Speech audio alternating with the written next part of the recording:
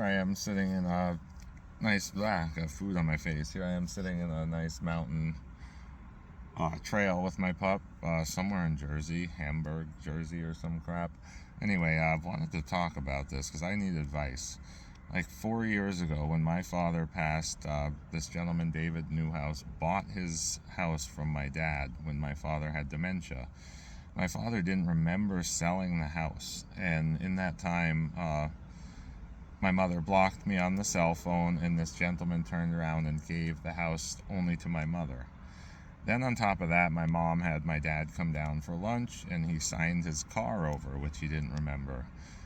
Before I moved, I had piles of my dad's doctor's notes that, he was crying to his doctor about it. He made me promise not to fight my mom, though, because, he would always guilt trip me. Oh, she was told she couldn't have kids, and then she did. Your most important thing in the world, blah, blah, blah. Anyway, now I'm not allowed at the property, and she asked me to move out, so I guess it was almost 2 years ago, and I was going to rent a space for eBay at my friend's, and I went and stayed there for 3 or 4 days and came back to find my apartment completely packed up. And what was the icing on the cake is that I found my father's ashes in a smoke detector box, which I don't know if it was some sort of sick joke or not. Anyway, I just took all that stuff and left and started staying at my friend's. And of course, he wanted $800 originally just to have my eBay stuff there in store. And then as soon as he knew I was sleeping there, he wanted a $1,200. Granted, this is a house that's half full of trash. Waist deep, the whole house. It has no plumbing. And he just threw me out recently because I'm super behind on my rent, which is my fault. But I didn't really exactly choose to live there. I didn't want to deal with my crazy mom and that situation. But it kind of started because I maxed out a line of credit it was mine and hers, and it was from my income when I was a foster parent and her equity. Anyway, in her mind, the line of credit owed her money because she used her personal money to fix the house that this rich guy bought her.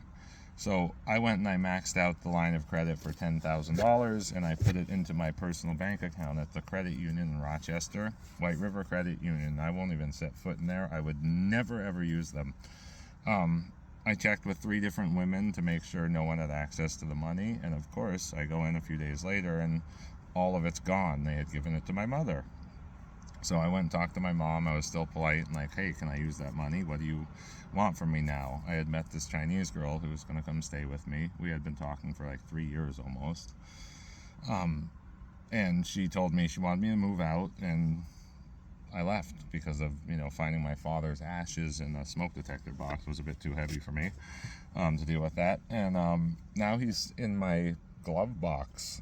He was a veteran. I have a 6-foot American flag I'm carrying around. This entire situation makes no sense. If you're rich, don't just get involved in people's fucking family dynamics without involving every single family member. Now that gentleman has passed, and his wife still supports my mom, pays all the bills. So my mother wanted me to pay for propane and living. When my kid moved out in COVID, my dad died, and she told me I should just relax and rest. And the only reason that she gets money is because my father and her and my dad snuck off and got married after 35 years of not being married. They decided it was a good idea to sneak off and get married and steal my inheritance. That's the way I view it, because there was absolutely no communication. But I'm sick of just not talking about it, because David Newhouse completely screwed up my life in a way. It's great that he helped my mother, and yeah, that's great that it just put a wedge in between us. And honestly, my mom would guilt trip me oh, all I ever wanted was a kid. It's just such nonsense. Yeah, on top of that, I grew up on a hippie commune that was supposed to be for the children, which of course it wasn't for the children really. It was for the adults to have sex and do drugs.